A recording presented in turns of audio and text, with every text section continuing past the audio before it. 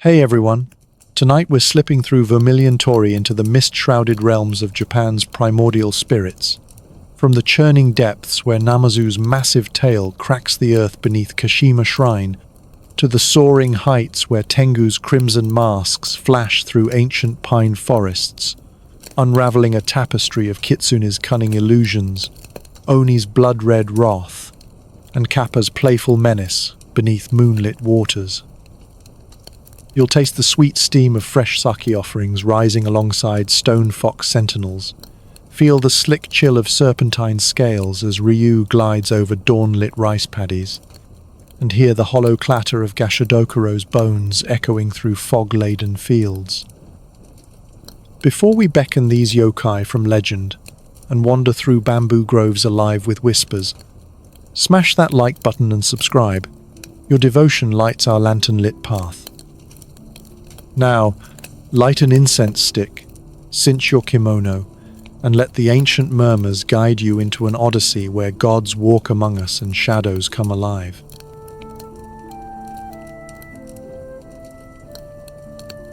Could a lone fox truly cradle an emperor's destiny on its velvet paws?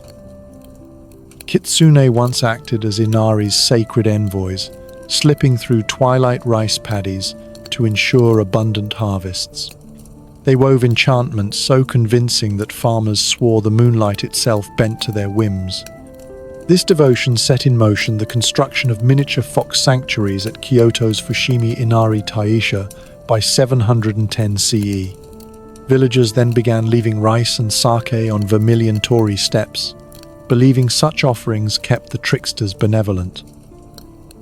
Incense smoke curled upward through the shrine corridors. Goosebumps prickled on the nape of an onlooker's neck when a fox-shaped silhouette glided between stone pillars. This uncanny presence inspired awe and suspicion in equal measure. Chronicles of the Nihon Shoki in 720 CE recorded tales of nine-tailed foxes deceiving Heian nobles. A single story of a Kitsune duping a court minister sent ripples of paranoia through aristocratic circles.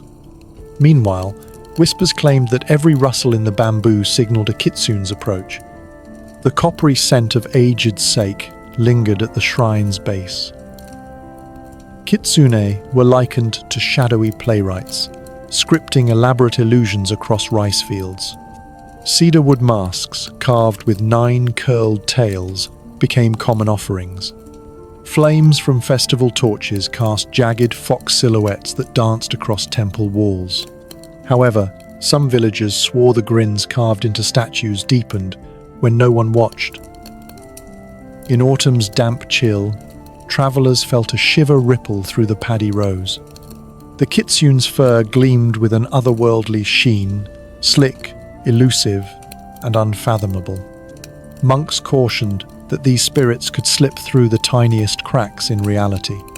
Each vermilion archway symbolized Inari's fiery blessing and the fox's silent watch. Yet not every encounter ended in benevolence. Some foxes exacted playful vengeance on unwary souls. Legend held that a single prank could topple a family's fortunes overnight. The crackle of paper lanterns underscored the fragile boundary between reverence and folly.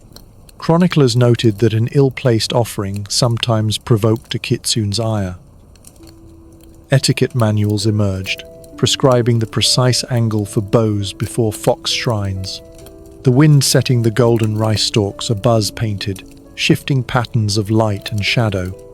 Sculptors began crafting fox statuettes with 9 tails to honor Inari's highest messengers. Moreover, pilgrims joked that the statue's amber eyes seemed to track their every step. An ivory porcelain fox once shattered on a priest's altar, foreshadowing social upheaval. The crunch of ceramic shards emphasized the precarious balance between devotion and dread. Festival dancers donned silk robes and fox masks that glimmered with autumnal warmth. Performers mimed kitsune's graceful movements in silent, flowing gestures. The fox's legend wove itself into the very fabric of seasonal celebrations. Farmers carried small rice-filled pouches, convinced the grains harbored traces of kitsune magic. The soft clatter of rice pouring across wooden floors reminded onlookers of nature's fragility. Still, some scholars suspected these tales concealed deeper truths about power and illusion. Footprints shaped like tiny paws allegedly appeared on palace screens at dawn. Terrified guards reported a cold pulse behind sliding doors, as if unseen eyes were watching. Each of a kitsune's multiple tales held layers of hidden knowledge. The glinting gaze of fox sculptures watched over Kyoto's rooftops as dusk settled. Damp earth released the aroma of decaying leaves when pilgrims approached hidden groves. This sensory tapestry reminded one that the boundary between divine and mundane was razor-thin. By 720 CE, these cunning spirits had infused courtly discourse with lessons on hubris and humility.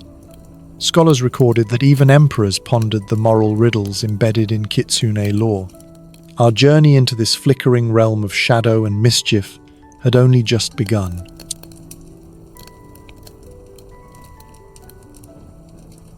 Behold the terror of crimson horns looming against a moonless sky. Oni once prowled the outskirts of village boundaries, their snarls echoing through midnight bamboo thickets. They embodied the consequences of moral decay, punishing transgressors with brutal force. This menace prompted priests to hang Ofuda talismans above festival gates to repel their wrath. By 938 CE, household shrines featured paper charms inscribed with holy sutras. Deep in the dark, a low taiko drumbeat throbbed, announcing the Oni's arrival. The air tasted of iron and sweat whenever villagers glimpsed glowing red eyes between thatched rooftops. Jagged tusks gleamed under torchlight as Oni lumbered across muddy fields. Folklorists cited the Wamyo Rui Jusho dictionary for names such as Shuten Doji and Ibaraki Doji. References to these fiends surfaced in scribal compilations a century after 710 CE. Storytellers wove Oni into moral parables, warning against greed and cruelty. A single tale of Shuten Doji's wine-soaked rampage left generations wary of tavern excess. Crimson paint dripped from wooden masks carved in homage to these giants. Meanwhile, the scent of burning cedar washed over villagers during Setsubun rituals. Paper beans snapped underfoot as worshippers chanted to drive demons from hearth and home. In 1741, Edo period woodblock artists immortalized Oni in vibrant festival prints across Kyoto. Those prints depicted colossal red-horned figures towering over shrieking crowds. Even children learned to flush beans at painted Oni faces in February. The stinging sting of roasted soybeans rebounding off papier-mâché horns created a percussive warning. Horns curved like bloodied sickles, reflecting torch flames in wicked arcs. Yet, some villagers confessed that Oni could shapeshift into human form when least expected. A monk once claimed to have seen one don a farmer's straw hat and vanish at dawn.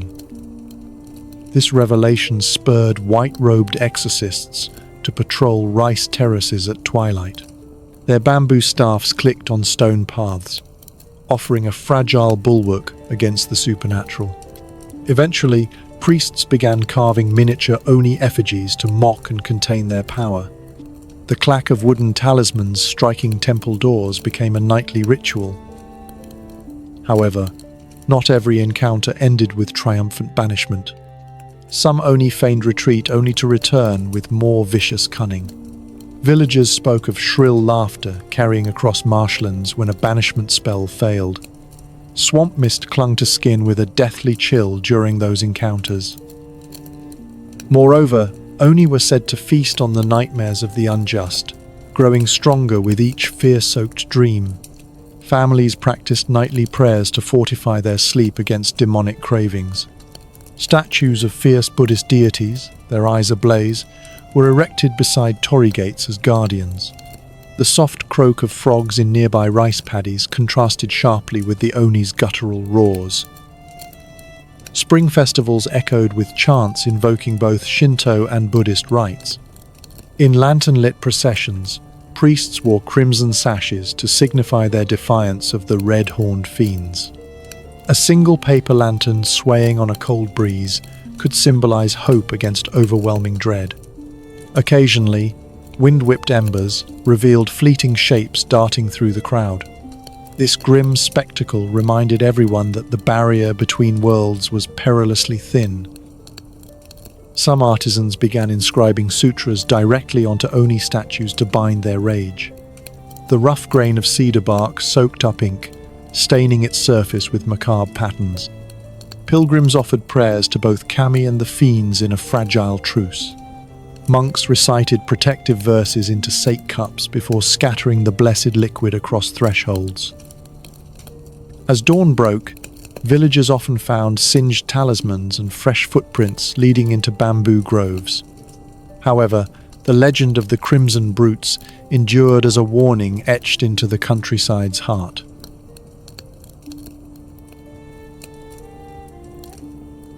What if the very mountains could whisper secrets in human tongues?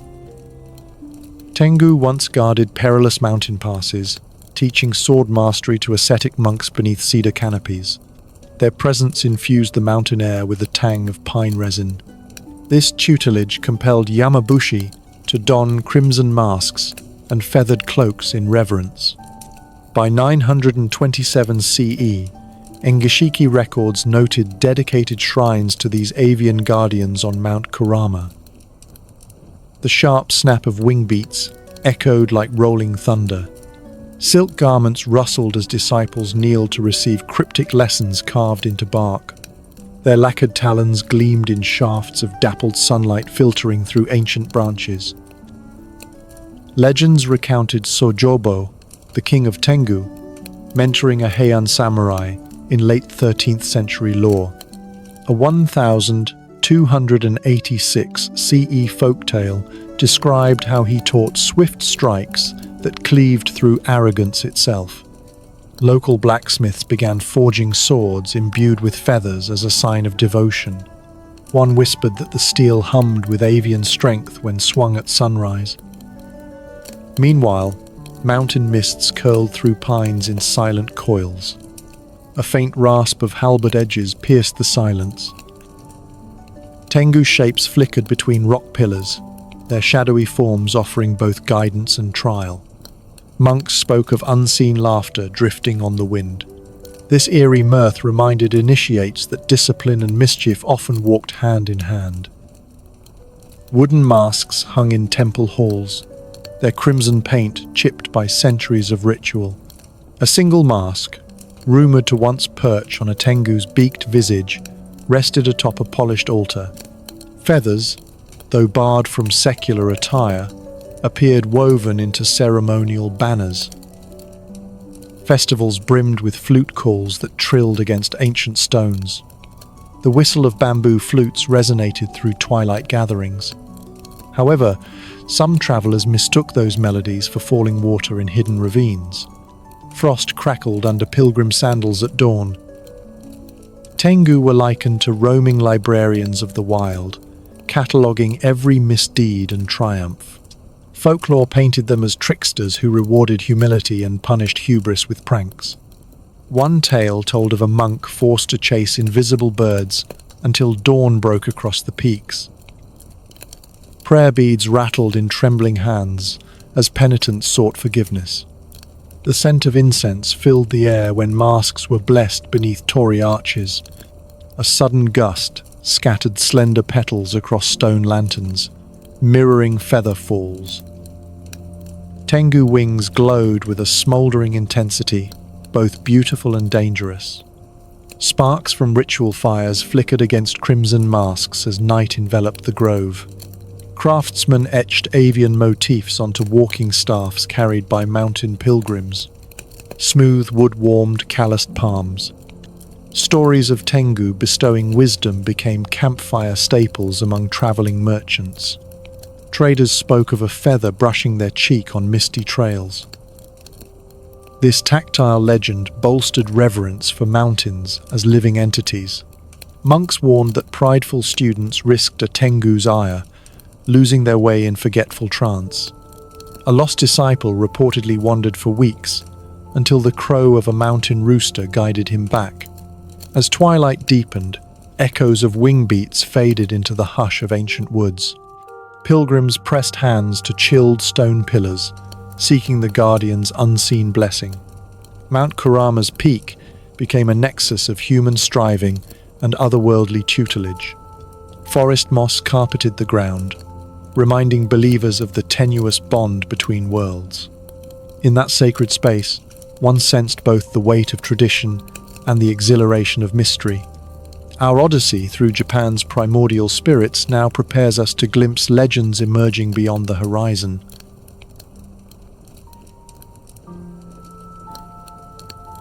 Bold as a rolling storm, the dragon commanded both sky and water. Ryū once glided over emerald paddy fields, their scales shimmering in sunrise's golden haze. They bore the weight of rain-making, determining fortunes with a single wing beat.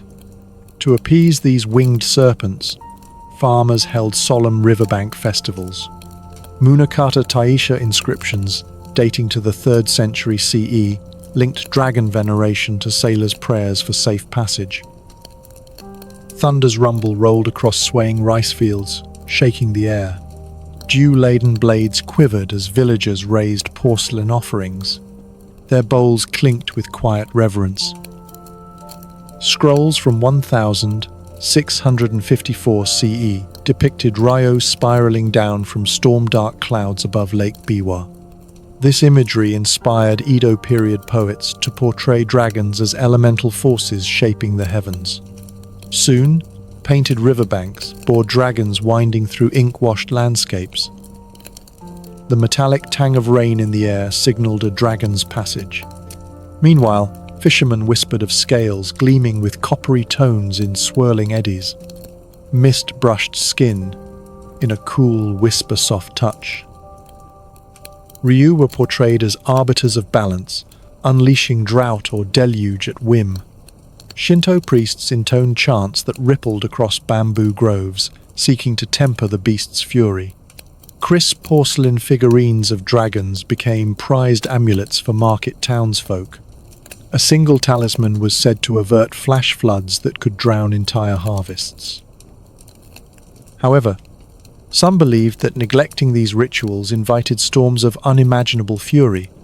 In 720 CE, River Chronicles hinted that failed offerings triggered torrential rains that flattened early paddy rows. Farmers recounted hearing a low roar as thunder cracked overhead, their fields submerged overnight. This vivid catastrophe shaped folklore for centuries to come. The scent of wet rice husks filled the air beneath darkening skies. In response, black-robed monks carried bells across flooded terraces, their peals slicing through humidity.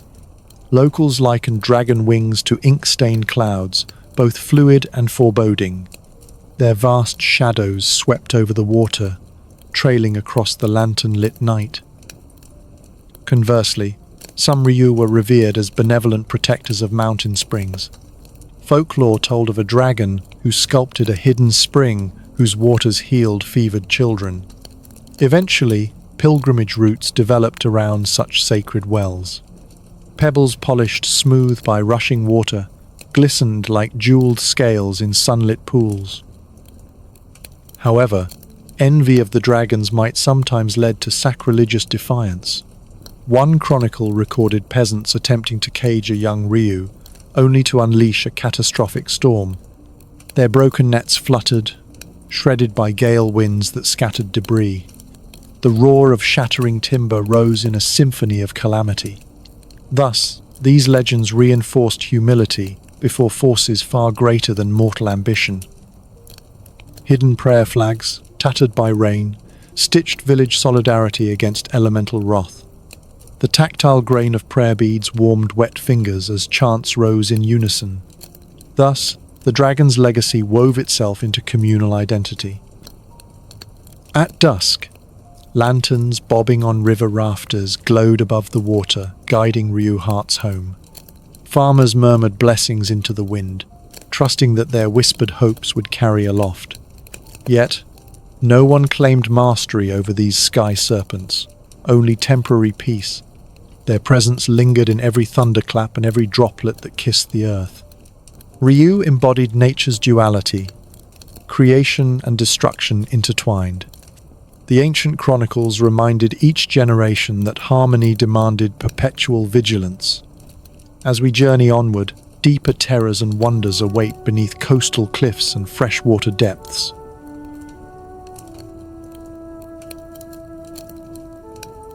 Could a monstrous tide of horns and hooves surge from the deep to shatter coastal tranquility? Ushi-oni once battered fishing villages along the Sanriku shore, their hoofed limbs crashing against fragile boats. Villagers recoiled as monstrous jaws breached the water's surface. Desperate prayers and frantic rituals sprang up to stave off the savage onslaught. The 712 CE Mutsu Fudoki chronicled a colossal ox-headed fiend smashing oars and capsizing vessels. In nighttime mists, waves hissed warnings to those ashore. The air tasted of brine. Wood splintered with a sharp crack. Later legends linked to sea, demons' appearance to the 1,855 Ansei Edo earthquake's trembling onset. Soon, coastal communities built seafront shrines to placate the beast's wrath. Bowed fishermen placed salt offerings on weather-beaten piers at dawn. A single grain of salt served as a fragile barrier against the creature's predations. Tattered fishing nets draped over shattered pilings. Still, no barrier proved wholly reliable. One night, villagers heard guttural snorts echoing across the surf. Oxen-like hooves gouged oyster-studded rocks, chipping shells in their wake. A pale mist clung to wooden walkways in silent inevitability. Tide pools fractured beneath the Ushi-oni's unwieldy bulk. The bracing chill of salt-saturated wind stung exposed skin. Chroniclers described how dawn revealed twisted wreckage and panicked footprints disappearing into dunes. Shinto priests began hammering torii gates at every inlet's mouth. These fiery red arches symbolized both protection and a challenge to the beast. Eventually, craftsmen carved miniature ox heads as talismans for fishermen's boats. Their jagged horns served as silent sentries against watery terror. Fishermen performed solemn chants before casting nets, whispering pleas to the sea kami. A single misplaced syllable could incur the creature's ire. Reed bundles, soaked in sacred sake, were tied to oars to ward off malevolent spirits. Still, some skeptics mocked these rituals as cowardly superstition. An old salt claimed he saw the creature's bloody silhouette drifting beneath storm clouds. His trembling voice carried tales of glowing eyes, molten with fury in the depths. This vivid image became a lasting symbol of unquenchable fury. Cultural memory bound the ox-headed terror to both natural disaster and moral reckoning. Folklore taught that greed and arrogance invited its sudden emergence. Thus, morality plays featured oxen-headed demons to shame corrupt officials. The sound of temple bells became an auditory shield against unseen horrors. Coastal pilgrims carried such bells, their chimes echoing across wind-whipped beaches. Some even claimed the beast thrived on the jangling discord. Painted ema plaques depicted the ox demon in vivid reds and inky blacks, warning against pride. Each brushstroke captured sinewed muscles rippling beneath sallow hide. Locals recounted how a child's frightened cry once scattered a pack of ox demons back to the sea. This small triumph inspired annual festivals where villagers danced on shorelines to keep terror at bay. Salt grains scattered underfoot in crackling bursts of defiance. Over centuries, the sea fiend evolved from mere sea monster into an emblem of nature's unpredictable wrath. The scent of driftwood still clung to coastal shrines. And so, beneath the roar of waves, Japan's fishing folk learned to balance reverence and resolve in the face of the abyss.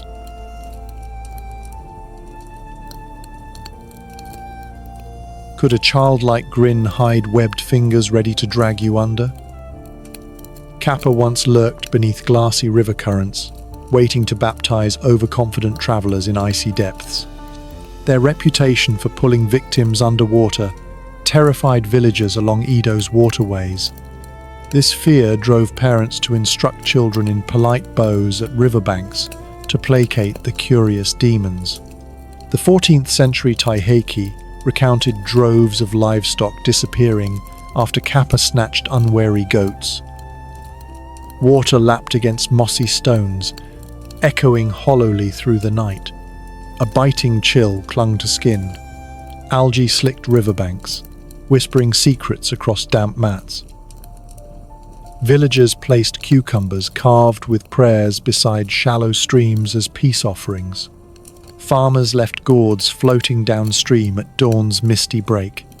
Meanwhile, elderly storytellers warned that a single misstep could mean an unwanted underwater wrestling match. Kappa were blamed for sinking fishing nets and overturning sampans with a mischievous tug. Their leathery skin was likened to damp mortar, both rough and unnervingly cold. A shriek of startled ducks punctuated silent dusk when Kappa played pranks among reeds. Temple records from 1683 in Okama depicted stone Kappa statues with placating rice offerings at their feet. These effigies stood as silent sentinels against the river's hidden menace. Shrine guardians carved wide-brimmed hats into Kappa crowns to deflect curses. The clatter of wooden geta echoed over arched bridges as worshippers approached these statues. River pilgrims dipped hands into cool eddies, offering crisp rice cakes with hands trembling. Nostrils filled with the scent of damp bamboo and brackish water whenever Kappa roamed nearby. However, not all accounts cast them as malevolent. Some praised Kappa's knowledge of medicinal herbs. Folklore told of a Kappa who taught villagers how to heal vine whip injuries with riverbank roots. In return, caretakers painted tiny water-filled basins as tokens of gratitude. Their surfaces mirrored the sky, reflecting both human faces and slippery fates. Youthful pranksters once dressed as Kappa during summer festivals, splashing crowds with impromptu water fights. Their laughter mingled with splashes. Laughter became a bridge between mortal joy and watery mischief. Residents crafted cucumber dolls, threaded with rice straw to entice Kappa into harmless barter. The crisp snap of cucumber flesh under a blade echoed through silent kitchens.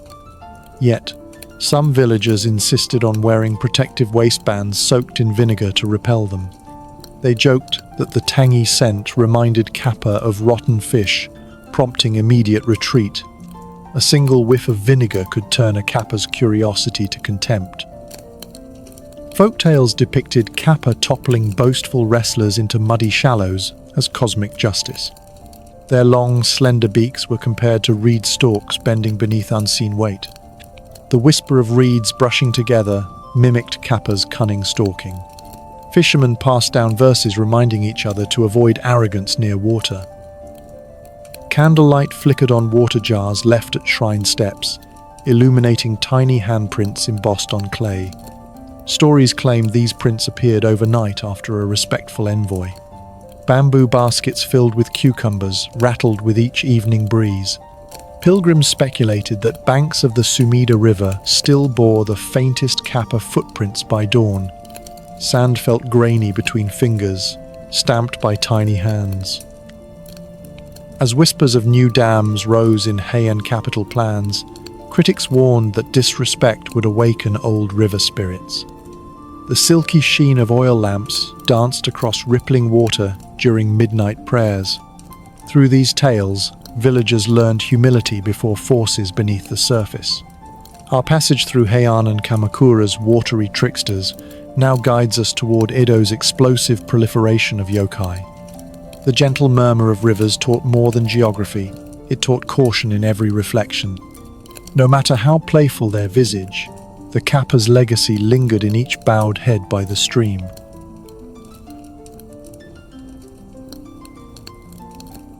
Imagine bones clattering louder than war drums. Gashadokuro had emerged from mounds of forgotten remains after wars stripped the land of caretakers. The air carried a metallic tang. Hollow sockets had glowed with hungry fire under moonless skies. The crunch of shattered skulls had echoed through midnight fog.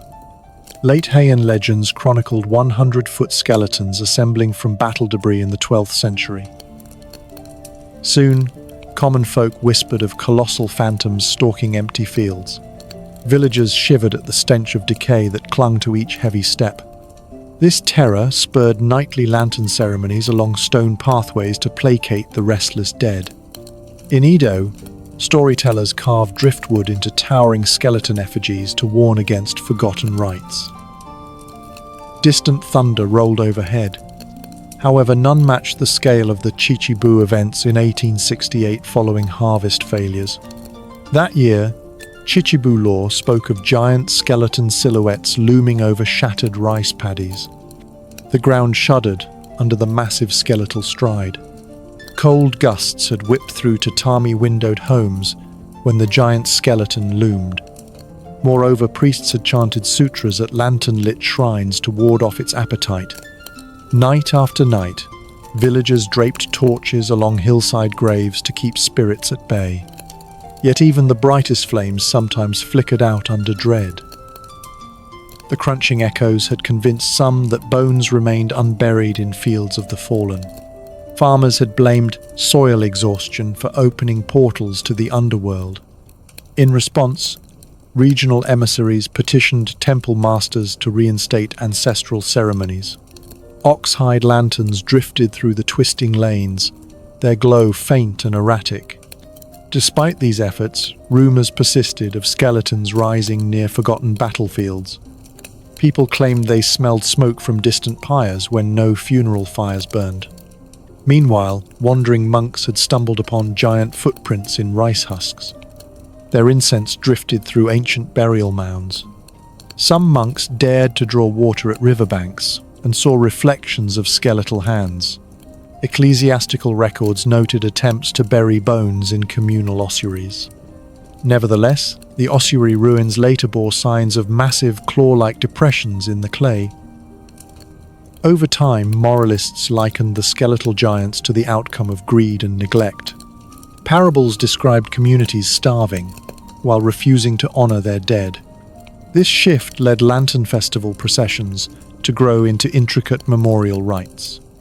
Lantern light had danced across plains in a procession of penitent silhouettes. Sorrowful chants wove through bamboo groves, reverberating among the stalks. The saga of skeletal giants had become cautionary fables taught at hearthside. Parents had cautioned children that disrespect for ancestors could summon a giant skeleton. In theatrical plays, actors had donned bone-white costumes with hollow masks. Then, audiences had shivered as wooden stage beams trembled under drumbeats. These performances had reinforced communal bonds through shared dread. Few dared to sleep soundly on nights when lanterns failed to keep the shadows at bay. Some elders swore they saw glowing eye sockets peering from fog-shrouded graves.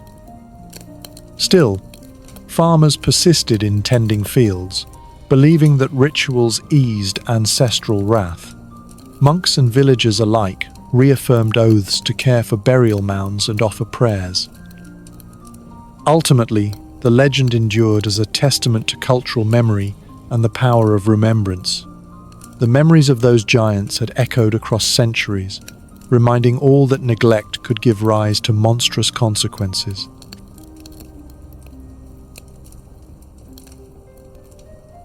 What if the grass itself whispered of a hidden snake? Tsuchinoko had slithered between dew-laden reeds in Higo province, its scales catching the first pale light before dawn.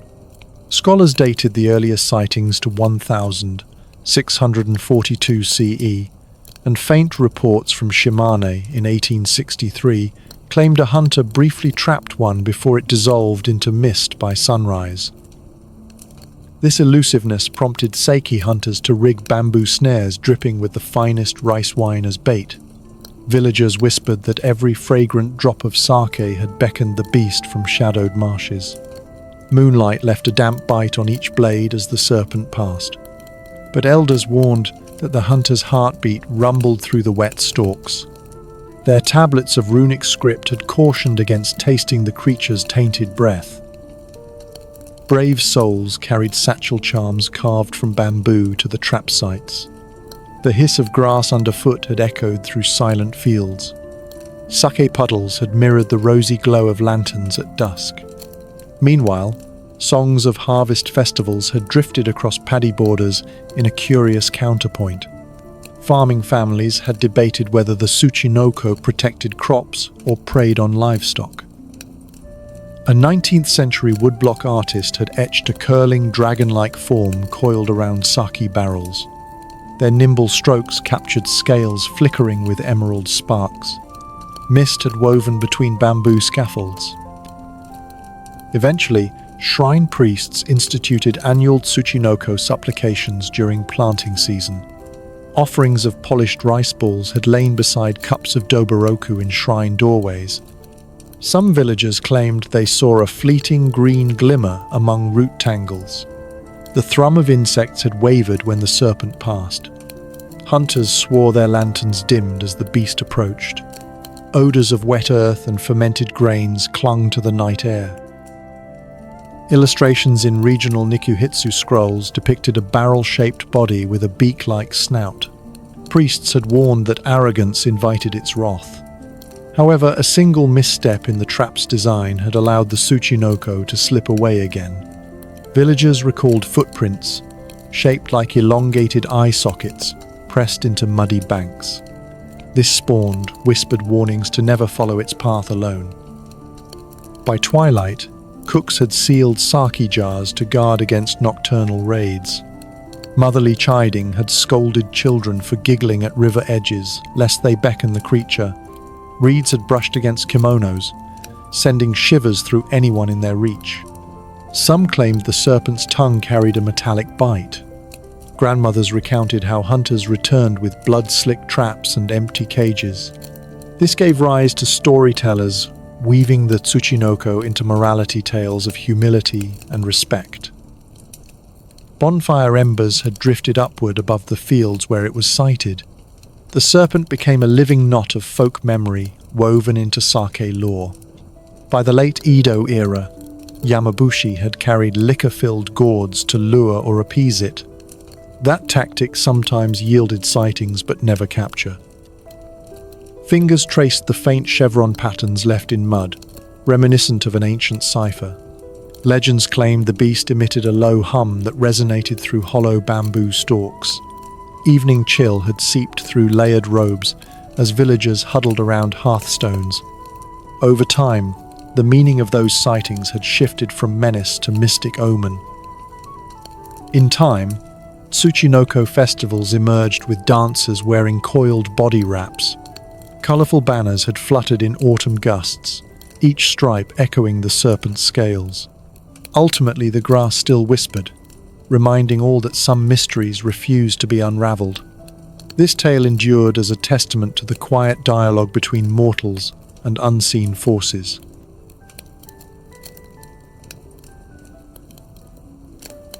They say even house cats can harbour souls. Bacon Echo had emerged from sake barrels when mirth curdled into mischief beneath lantern-lit nights. The scent of rice wine lingered in narrow alleyways. Soft thuds of padded paws broke the silence. Fur bristled along the curved eaves. In 1585, an Osaka edict banned felines over 25 centimeters after uncanny incidents spiked. Merchants tied cat bells to barrels to warn of prowling phantoms. Moonlight cast elongated shadows that flickered across silent walls. Rumbles of distant storms had rolled through wooden stalls. This mischief spurred householders to clamp shutters before dusk. Alley cats had slunk beneath paper screens with measured stealth. Meanwhile, storytellers embellished tales of cats speaking in human tongues. Villagers whispered they heard polite requests for fish at midnight. Families left saucers of cream outside tatami rooms to appease hungry spirits. Silk kimonos had rustled when unseen paws tiptoed across verandas. Candle flames shivered at ghostly whiskers. Nevertheless, not every rumor carried equal weight among skeptics. A 1,782 Ueno inquiry blamed a Bakaneko for a mysterious death near Sumida River. Officials recorded that the victim had vanished into a wall as the cat hissed. Dry paper screens were found shredded into ghostly strips at dawn. Thus, patrols roamed rooftops, tapping tiles to deter nocturnal prowlers. The clang of wooden poles had echoed through slumbering districts. Thick humidity clung to the night air. Stories claimed the Bakaneko could shapeshift into a geisha's form. Purring voices had lulled unsuspecting wanderers into deserted temples. Heartbeats echoed through abandoned corridors. Priests carved talismanic cat effigies to ward off spectral felines.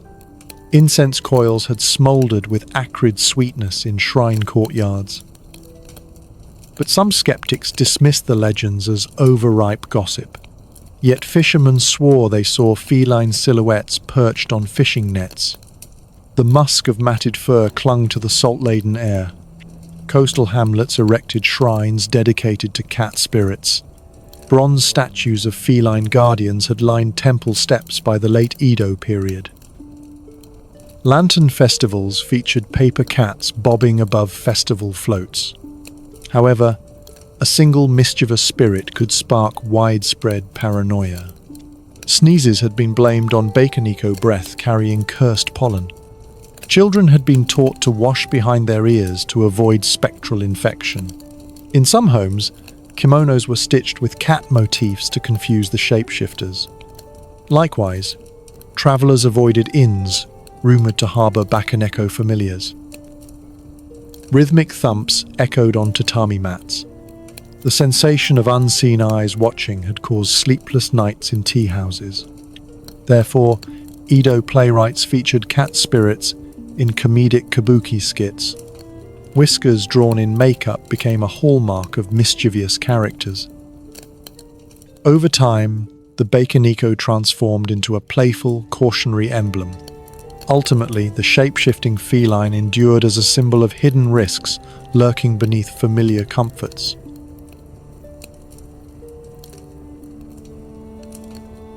Could a writhing fish shake entire cities?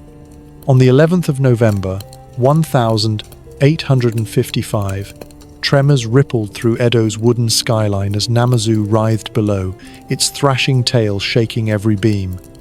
The tremor's heave boomed beneath tiled roofs. Splintering wood and shattering glass ripped through narrow lanes. Folk traditions had long whispered of a catfish-like deity living beneath Kashima Shrine, guarding Honshu's tectonic plates. It sparked a frenzy of Namazui woodblock prints throughout 1856, satirizing shogunal policies and human folly. Commoners turned to humor to cope with devastation, plastering prints across tea houses and market stalls. Soon, artists wielded chisels, carving jagged silhouettes of flopping catfish over trembling crowds. Stonemasons at Kashima Shrine had reinforced foundations to placate the subterranean guardian. Moonlight had glinted off overturned sake cups strewn across temple courtyards. Dust swept through tatami windows, coating floors in brittle grey. Yet no amulet could fully tame the earth's convulsions when Namazu roiled. Lanterns swayed in the smoky dusk air. Priests had chanted sutras on raised platforms to soothe the deity's anger. Ink-stained hands had trembled as they printed verses begging the catfish to rest. Meanwhile, merchants hawked protective talismans adorned with catfish motifs at festival gates. Market cries had mingled with sobs as survivors exchanged prints for rice rations. The rumble of aftershocks persisted into the small hours. Dust had tasted metallic on parched tongues of the quake-weary. Villagers had pressed earthen bowls to trembling chimneys to catch stray tremors. Ancient chronicles later credited Kashima no Kami with imprisoning Namazu beneath a stone pillar.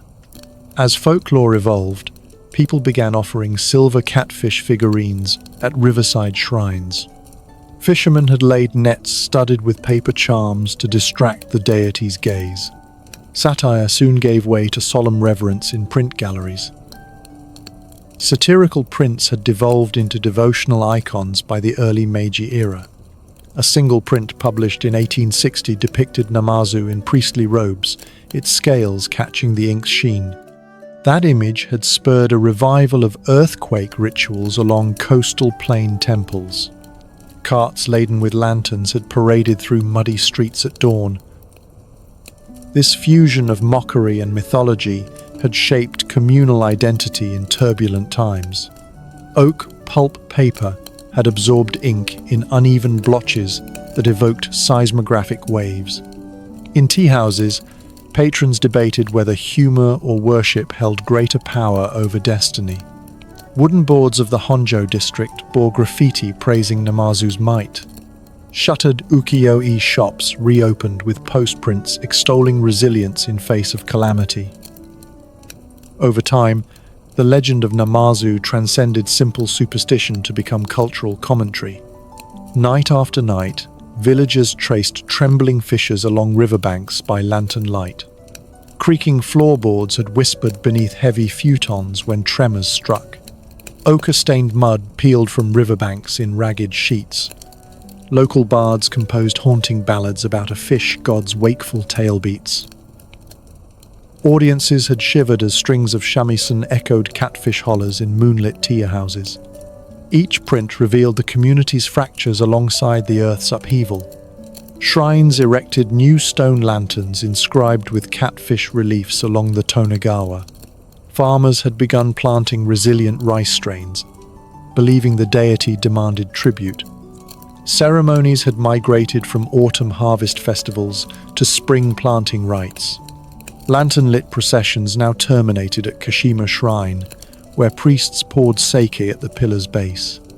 Ultimately, Namazu's legend endured as a testament to humanity's stubborn blend of fear, laughter, and hope.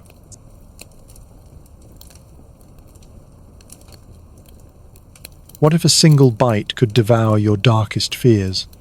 Baku had crossed the Silk Road from China into Japanese folklore by the mid-18th century. Its elephantine snout had been said to inhale nightmares through an oil lamp's flicker.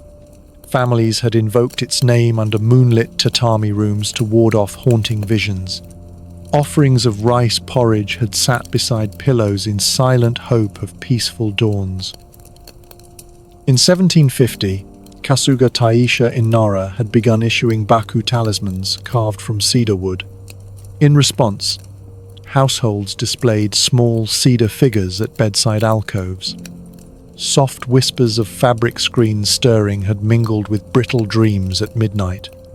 The rustle of silk kimono folds remained the only sound in candlelit chambers. This solace encouraged village elders to recite Baku chants before sleep. Lanterns had cast flickering embers of light across straw mats. A 1783 illustrated scroll had depicted the Baku with feathered whiskers brushing away terrors. Soot-black ink strokes brought its form to life in temple galleries. Cold night air had seeped through shoji windows, tasting faintly of pine. Wandering monks carried talismanic prints to remote mountain hamlets. Their sandals had scuffed ancient stone steps leading to silent shrines. Many parents had sewn tiny Baku charms into children's undergarments for extra protection. The thrum of cicadas outside had underscored the urgency of ritual chants. Folk poets composed verses praising the Baku's appetite for fear rather than flesh. Whispered legends claimed its breath smelled of chilled bamboo. Skeptics dismissed Baku lore as opiates for anxious minds. Tea merchants recorded increased sales of soothing blends at dusk. Bakers sold crescent-shaped rice cakes called yogashi in homage to the nocturnal guardian. The crunch of sugar crystals had echoed in dawn markets alongside laughter of relieved sleepers. Driftwood carved figurines occasionally washed ashore along the inland sea, deemed gifts from coastal shrines. Plum blossom fragrances had drifted into dream chambers during early spring rituals. Each February, Kasuga Taisha hosted annual ceremonies to honor the Baku's arrival. Candle wax dripped like tears as monks chanted sutras beneath bronze lanterns. The stroke of temple bells had punctuated each verse like a heartbeat. Stories described the Baku as a gentle giant, its tongue sweeping away phantoms. Its fur felt soft against the skin. Over time, the Baku transformed into a symbol of comfort rather than dread. Travelers carried miniature tanuki figures alongside Baku talismans for double protection. Herbal scent of mugwort had perfumed ritual baths preceding bedtime rites. Families whispered gratitude for mornings unburdened by twisted dreams.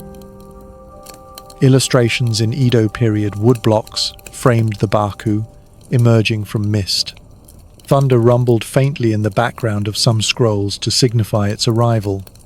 Local playwrights wove Baku tales into kabuki interludes about redemption.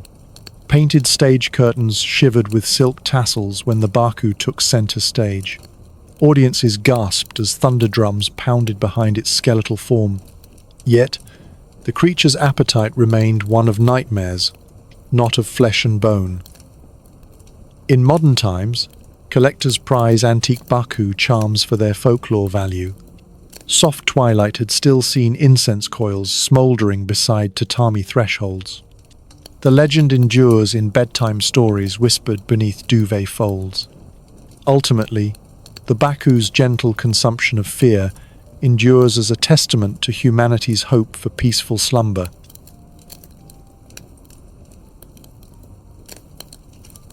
Have ancient demons found new life on neon-lit streets?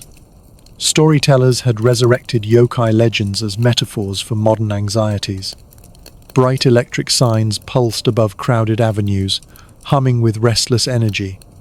Digital echoes of shrieking oni had resonated through headphones on packed subway cars. This resurgence led global audiences to embrace Japan's supernatural heritage across media. Studio Ghibli's 2001 film Spirited Away wove kami and yokai into a global blockbuster. Children worldwide encountered Shinto spirits in animated forests. Lantern festivals had inspired cosplay gatherings under pulsating LED lanterns. Indie developers infused Tengu and Oni lore into virtual reality experiences.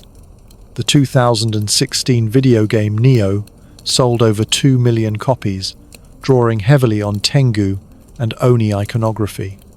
Players learned Heian-era myths through swordplay and shrine rituals. Creaking wooden shutters in haunted houses echoed whispers of forgotten legends. Neon reflections darted across rain-soaked pavement, shimmering against darkened streets. Manga artists sketched yokai in the margins of graphic novels, merging past and present. Tokyo's nightlife districts had adopted kitsune masks as nightclub motifs. Clubs throbbed with bass lines that mimicked the stomping of Gashadokuro bones. Yet scholar collectives held symposiums to explore yokai's societal significance. Academic papers had examined kappas as symbols of environmental stewardship. This discourse prompted urban planners to incorporate water spirits into river restoration projects. Public art installations featured Nomura yokai perched on benches. Neon signs flickered in arcs that echoed the shape of torii gates. Street performers dressed as Baku offered nightmare-eating recordings for commuters. Mindfulness apps included lullabies based on kappa ballads for restless minds. Tourist guides promoted yokai walking tours through historic Edo neighborhoods. Lantern-lit tours traced footprints of Tsuchinoko in shrine precincts. Immersive theater troupes staged Oni banishments with pyrotechnic flair. Audiences felt tremors in the floorboards as actors brandished prop clubs. Fashion designers repurposed geometric Oni masks for runway looks. Silk kimonos, emblazoned with dragon scales, shimmered under stadium lights. This fusion of tradition and trend propelled yokai to global fandom status. Artists drew crowdsourced lore onto interactive digital murals near shrines. Rain-slick cobblestones reflected augmented reality, Tengu swooping overhead. VR pilgrimages allowed devotees to wander virtual Mount Kurama at midnight. Soft incense aromas drifted through pop-up shrines. Folklore podcasts broadcast tales of nefarious Baconiko on commuter trains. Listeners reported goosebumps as wind whistled through stationary cars. Cider breweries released limited edition Namazu stout in homage to earthquake myths. The stout's earthy aroma recalled wet earth after the 1,855 tremors. Museums curated exhibitions featuring ancient Yamabushi garb alongside VR headsets. Visitors compared ritual chants to binaural audio recordings. Street art depicted colossal dragons weaving between skyscrapers as animated murals. Live music festivals included taiko drummers, invoking Ryū roars through thunderous drums. By blending the archaic with the avant-garde, Japan's yokai lore continued to evolve. Ultimately, these ever-shifting narratives reminded us that myths endure wherever imagination reigns. The whispered legends still stir curiosity in every shadow and pixel of our modern world.